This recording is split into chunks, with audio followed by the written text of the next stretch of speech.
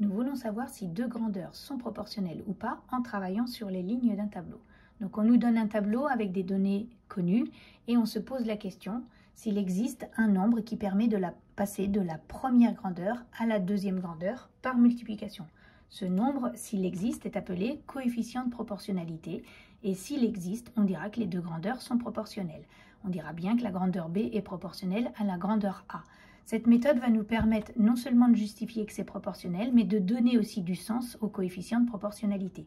Donc un premier exemple, pour aller de Lyon à Paris, c'est le trajet 1. John a parcouru 400 km, donc j'ai un petit peu arrondi la distance, et il a consommé 36 litres de carburant.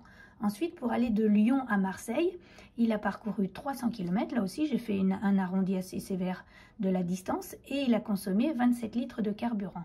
Donc, ce qu'on nous propose, c'est de savoir si les deux grandeurs, c'est-à-dire la distance et la consommation de carburant, sont proportionnelles. Donc, on va mettre ça sous forme d'un tableau. Donc, première donnée, première grandeur, la distance en kilomètres. Deuxième grandeur, la consommation de carburant en litres.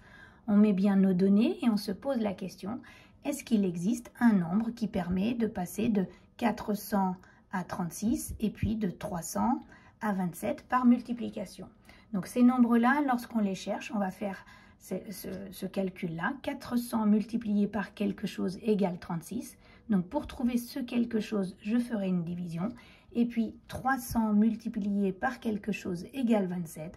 Pour trouver ce nombre-là, je ferai une division. Et si je trouve exactement le même nombre, je pourrai conclure que ce coefficient de proportionnalité existe. Donc je fais ce quotient, c'est la consommation divisée par la distance. Pour le trajet de Paris à Lyon, c'est 36 divisé par 400. Je peux diviser le numérateur par 4 et diviser le dénominateur par 4. Ça me donne 9 centièmes. 9 centièmes, c'est 0,09. Pour le trajet de Lyon à Marseille, je peux prendre le quotient, 27 divisé par 300. Je divise par 3 le numérateur et le dénominateur et j'obtiens également 9 centièmes. 9 centièmes, si je l'écris en écriture décimale, c'est 0,09. Ce nombre-là existe pour les deux trajets. Je vais pouvoir conclure qu'il existe un coefficient multiplicateur, c'est-à-dire le coefficient de proportionnalité qui permet de passer de la distance à la consommation. Et donc, je vais pouvoir conclure que la consommation de carburant est proportionnelle à la distance parcourue. Est-ce que ça a du sens? Eh bien oui, c'est une consommation divisée par une distance. Donc, le coefficient de proportionnalité, c'est la consommation de carburant par kilomètre parcouru. Donc, on peut le retrouver lorsqu'on met les unités dans son calcul. Ce sont des litres divisés par des kilomètres.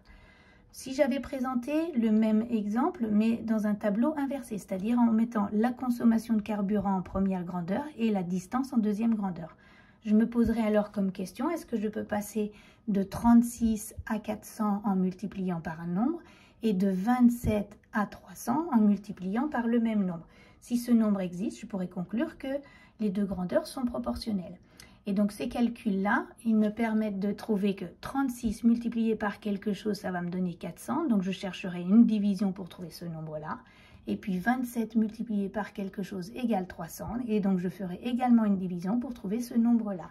Donc je vais faire le quotient, la distance divisée par la consommation. Donc pour le trajet de Paris à Lyon, 400 divisé par 36, je divise par 4 le numérateur, je divise par 4 le dénominateur et j'obtiens 109e. Pour le deuxième trajet de Lyon à Marseille, 300 divisé par 27, je divise par 3 le numérateur et le dénominateur et j'obtiens également 109e. Si je prends ma calculatrice, j'obtiens une valeur approchée qui est de environ 11,111. Alors ce n'est pas cette valeur approchée qui est importante, c'est d'avoir trouvé en écriture fractionnaire le même nombre.